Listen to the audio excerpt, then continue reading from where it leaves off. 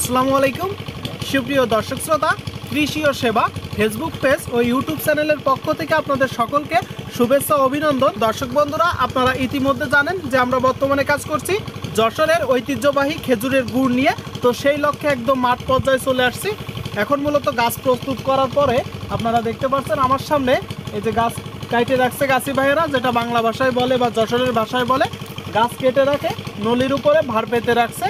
আমার সামনে আপনারা দেখতে পাচ্ছেন যতদূর পর্যন্ত চোখ যায় খেজুর গাছ। গাছি ভাইয়েরা অলরেডি প্রতিটা গাছে ভাগ দিয়ে রাখছে। আমার পিছন সাইডেও যদি আপনাদেরকে একটু দেখাই, আপনারা দেখতে পাচ্ছেন। আর গাছগুলো যদি আপনারা একটু লক্ষ্য করেন কত বড় বড়। মূলত এই গাছগুলো একদম প্রাকৃতিকভাবেই হয়েছে, প্রাকৃতিকভাবেই মূলত এই গাছ থেকে রস সংগ্রহ করা হয়। আর যেহেতু এগুলো ফার্মিংকৃত বা তৈরিকৃত গাছ না, এগুলো প্রাকৃতিকভাবে রাস্তার সাইড দেওয়া হয়েছে, তো এই গাছের রসের স্বাদ অনেক ভালো হবে নাকি।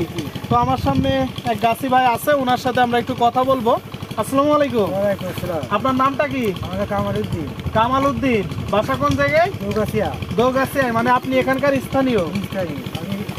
আচ্ছা, এই রাস্তার ধার দিয়ে 100 গাছ কাটি। এই রাস্তার ধার দিয়ে আপনি 100 গাছ কাটেন? গাছগুলো কি আপনার না লিজকৃত? ওই কিছু আবার নিজেরা আছে। ও আচ্ছা আচ্ছা, মানে বেশিরভাগ গাছের মালিক আপনি নিজেই, আর কিছু লিজ করা আছে, তাই তো? তো কতদিন ধরে আপনি গাছ কাটেন? 20 বছর ধরে। 20 বছর ধরে। আপনার বয়স কত? আমার বয়স প্রায় 50। মানে দেখে বোঝা যায় না যে 50 বছর বয়স, কিন্তু 20 বছর ধরে গাছ কাটে উনি, আপনারা দেখতে পাচ্ছেন। বেশ। তো ভাই হচ্ছে আপনার বাসায় কে কে আছে? আমার মা মারা গেছে, বাবা আছে। আচ্ছা আচ্ছা, বাবা আছে। আর বাচ্চা কাচ্চা? বাচ্চা কাছে এক ছেলে এক মেয়ে। আচ্ছা, ছেলে মেয়ে কি করে? মেয়েরা বিয়ে হয়ে গেছে আর ছেলেটা এই গভর্নমেন্ট। মানে এসএসসি পরীক্ষা দেবে, তাই তো? তো আপনার মূল পেশা কি? চাষবাস করি। চাষবাস করে। ঈশের সময় মূলত শীতের সময় গাছ কেটে থাকেন। দর্শক, আপনাদেরকে আমরা একটা তথ্য দিয়ে রাখি, ইনি মূলত একজন প্রান্তিক পর্যায়ের কৃষক বা কৃষি। ইনি ইনার জীবিকা নির্বাহ করে কৃষিকাজ করে। এখন যেহেতু শীতের সময় চলতেছে, তার ফলে ওনার 100 গাছ আছে নিজের জায়গার পাশ দিয়ে। উনি এই সময়টায় গাছ প্রস্তুত করে। তো যেই ব্যাপারটা ইনি দেখেন, ইনি কিন্তু বাণিজ্যিকভাবে রস উৎপাদন করেন না বা বাণিজ্যিকভাবে গুড় উৎপাদন করেন না। যখন কেউ কিনতে চায় বা ইনার কাছে আসে, 100 যে গাছ যেহেতু আছে, উনি কিছু পরিমাণে গুড় বিক্রি করে। আর একদম এই প্রান্তিক পর্যায়ে গাছিদের কাছ থেকে আমরা নিজেরা বসে থেকে আপনাদের কাছেই পাঠাই দিচ্ছি আমাদের যশোরের ঐতিহ্যবাহী গুড়। আপনারা আমাদের কাছ থেকে নিতে পারবেন। তো আসুন ইনার কাছ থেকে জানি। আচ্ছা ভাই, আজকে আপনি কতগুলা গাছ কাটছেন? 20টা মতো গাছ কাটছি। 20টা মতন গাছ। কতটুকু পরিমাণ রস আশা করছেন? এখন আপনার হয়তো ওই 2 ভার কি 3 ভার হবে।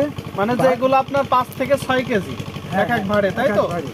সুপ্রিয় দর্শক, 3 বার মানে 15 থেকে 16 কেজি রস উনি এখন উৎপাদন করবে, যেহেতু শীতের শুরু। আর যখন মূলত আপনার শীতের মাঝামাঝি টাইম আসবে, তখন কতটুকু পরিমাণ হবে? তখন থেকে আপনার 10 ভার রস হবে, যখন আপনার ভালো শীত পড়বে তখন। আচ্ছা আচ্ছা, যখন বেশি পরিমাণে শীত পড়বে বা শীতের মাঝামাঝি সময় চলে আসবে, তখন 10 থেকে 12 ভার মতন রস আসবে বলে উনি আশা করছে, তাই তো? তো এক একটা ভাড়ে কতটুকু ধরে? এক একটা ভাবে 5 কেজি। 5 কেজি ধরে 20টা গাছ থেকে। যখন পর্যাপ্ত শীত পড়ে বা একদম শীতের মাঝামাঝি সময়, তখন উনি 6 থেকে 7 বার পরিমাণ রস পেয়ে থাকে। আর দর্শক বন্ধুরা, আপনারা দেখতে পাচ্ছেন একদম আমরা মাঠ পর্যায়ে আছি। আমার সামনে যত দূর পর্যন্ত চোখ যায় খেজুর গাছ। আর আমার উত্তর সাইডে আছে, আপনারা দেখতে পাচ্ছেন যশোর বিজ্ঞান প্রযুক্তি বিশ্ববিদ্যালয়। যেহেতু আমরা সন্ধ্যার টাইমে আসছি, আপনারা দেখতে পাচ্ছেন আমার সামনে যশোর বিজ্ঞান প্রযুক্তি বিশ্ববিদ্যালয়। আর এই যে গাছি ভাই মূলত কাটতেছে। আপনারা দেখতে পাচ্ছেন একদম সন্ধ্যার টাইমে গাছি ভাই মূলত গাছ কাটতেছে। আর এই গাছের রসই আসবে এই ভাড়ে।